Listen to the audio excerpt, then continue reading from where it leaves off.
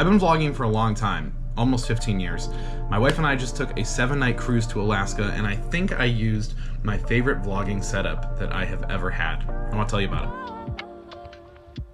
Over the course of my lifetime and over the course of this channel, I've used several different cameras. I have a lot of things that I'm looking for in vlogging setups, specifically when traveling. So I did a lot of research and a lot of experimenting leading up to this 7-night Alaska cruise that my wife and I just did, that you can see here on this channel. If you search for our Quantum of the Seas series, you just go to our channel, there's a playlist, or if you want to watch any of the individual episodes, you can find it under our uploads. I did a lot of research trying to figure out what to bring with on this trip. There were a lot of things that went into it because it's a 7-night cruise in Alaska. We live in Austin, Texas, so we had to fly from Austin to Seattle to then cruise to Alaska. So I needed something small and compact that was reliable, that would last a long time, and that was fun to use. Over the course of this YouTube channel, I have used a DJI Osmo Pocket.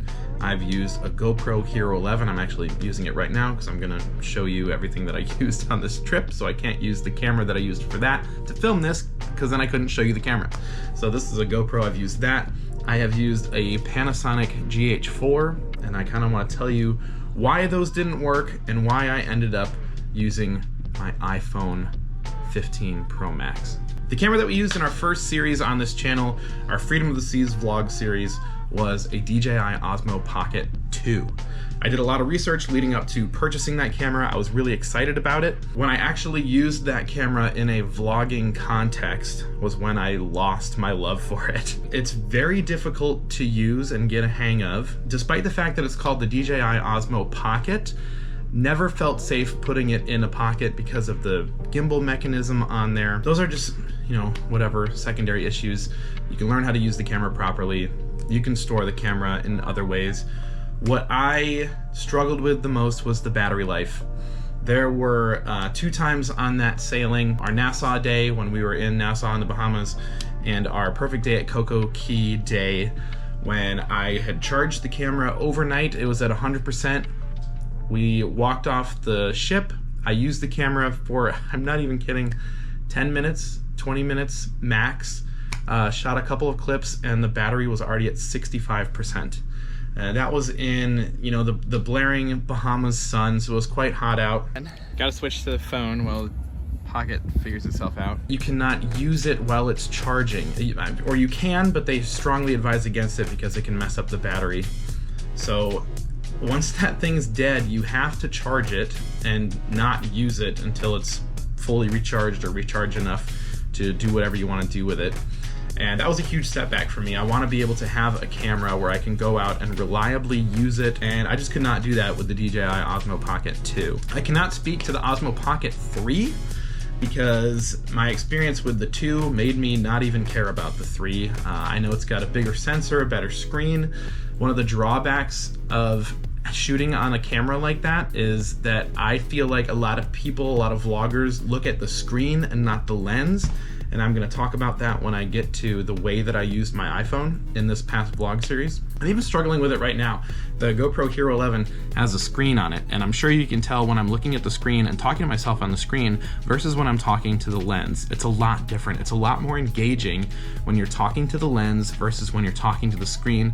Of course, you wanna look at the screen and see, you know, am I framed right? But when I'm looking here and I'm looking at the screen to see those things, it's a much different engagement level versus when I'm looking at the lens. So having the DJI Pocket, the big temptation was to look at the screen versus looking at the lens. That's also why I did not want to use this. Aside from it being bulky, you have to keep an eye on the focus with this, so you have to have the screen popped out vlog style. In our Voyager series and our Allure of the Seas series, I used this camera, the Panasonic GH4, with the 12-35 f2.8 lens. I have a variable ND filter on here. I have a black mist filter. This thing is kitted out. This is as good as you can get. I have 4 batteries, so to be able to hot swap the batteries in this worked out a lot better than the DJI Osmo Pocket. Another downside to that is that it has a built-in battery only.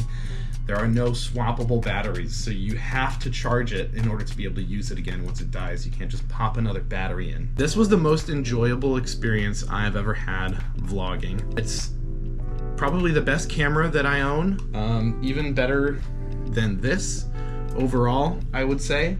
And I love my GH4. I've been shooting Panasonic forever. I have a GH3 right here. I have a GH2 over there. I have the GH4, which I love. But the iPhone 15 Pro Max camera is so good, and I enjoyed using it. So I'm gonna tell you about how I used it. First of all, I did not use it selfie style. I did not use the camera in the way that you would have expected, where I had it facing myself this way the whole time using selfie mode. I actually used the rear camera and just flipped it and pointed at myself this way. My wife and I, we use it this way. That way I got to use the better camera. This camera on the back is way better than the camera on the front. I could also use the wide angle if I ever had to, which I ended up using that a lot. You can get a lot more in frame this way than you can using it selfie mode. So that was way better to have that at my disposal. Also, going back to what I talked about earlier, the temptation to look at a screen. If you shoot yourself this way using the rear camera, the better camera, there's no temptation to look at a screen. I was always looking at the lens. Hannah was always looking at the lens. We never had that disengagement point of looking at the screen to see ourselves rather than looking at the lens. We were always looking at the lens, which is something that it's just one of those little things that just became so important to me. Like, I wanted to make sure we were always looking at the lens, and one of the things that I noticed throughout our past vlogs was that I could see when our eyes would move over to the screen versus the lens. So I ended up using the rear camera the entire time. Not only did the footage look great, we were connected. I could use the other lenses.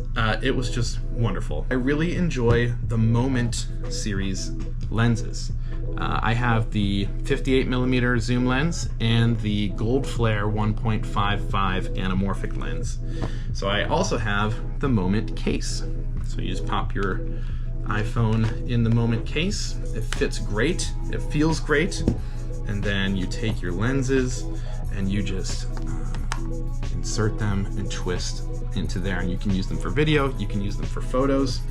The problem with this phone case is that it's not fully compatible with the DJI mics, which are the microphones that we ended up using. And let me show you why that is. In order to use the DJI mics, you have to plug the receiver into the USB-C port on your iPhone. The problem with that is that the Moment phone case is just a little bit too bulky and there is not a full connection. Now, my way around that is that I actually trimmed a piece off of my Moment phone case. So normally there's a piece that goes all the way across here. I just got a knife out and cut that out. So this case cost $50 in order to be compatible with the lenses, and I took a knife to it and cut it. But now, all I'm missing is just a little piece on the bottom here, and the receiver plugs in flush. It's a perfect connection. It never comes loose. It would come loose before I cut that piece off. It never plugged in all the way. So the microphones would cut out randomly and we would lose that connection. You wouldn't notice because when I'm shooting the way that I was describing, I can't see the screen on here. So I guess that is a downside of it, is you can't check your levels and make sure that everything's working the way that it should be. But once I cut that piece out and plugged that in, all I had to do was look at the front, make sure our microphones were functioning properly, hit record, and go. Now, when it comes to power, which as I said was one of the downsides of the DJI Osmo Pocket, I found a solution for that too. The Moment case is a MagSafe case, and Anker makes this incredible power bank. This thing can magnet right onto the back of the iPhone 15 Pro Max. It is very sturdy. I never had any issues with it. When it's on, it makes a great grip, so you can hold the phone like this and do your vlogs like that. There's a little bit extra to hold on to when you flip it and you use it the way that I was using it. It has a readout on the side to show you how much longer you have until your phone is completely charged. When this is fully charged, it will fully recharge my iPhone from 0 to 100 1.5 times. So I can get a full charge out of this and film without it on here. Then I can plug it in and film with it charging, and then once it's charged, take it off and film again. I never ran out of power. Not only is this my vlog phone, this is my phone, so I needed this. And I never had an issue being off the ship, away from charging ports. We never had to stop anywhere. I didn't have to get frustrated with the fact that I had to miss certain things because my camera was dead. Having this Anker power bank, it is the QI2, I think it's called Qi, it's pronounced Qi, I think. That's how I've heard other people pronounce it.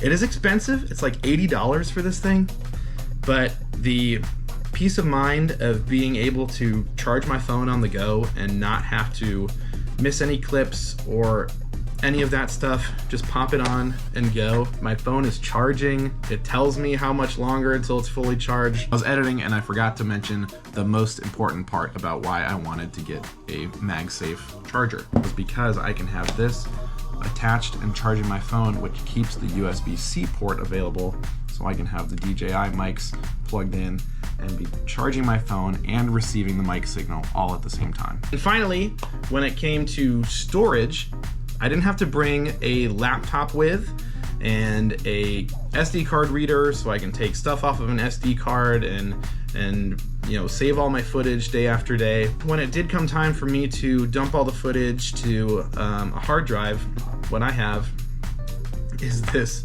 tiny, the brand name is Crucial. It is a 4 terabyte USB-C hard drive. These go for about $200 for a 4 terabyte USB-C solid state portable hard drive. $200 might seem like a lot of money, but for the amount of storage and for the type of hard drive that this is, $200 is great. I didn't have to bring my laptop with on this trip, so I saved space there.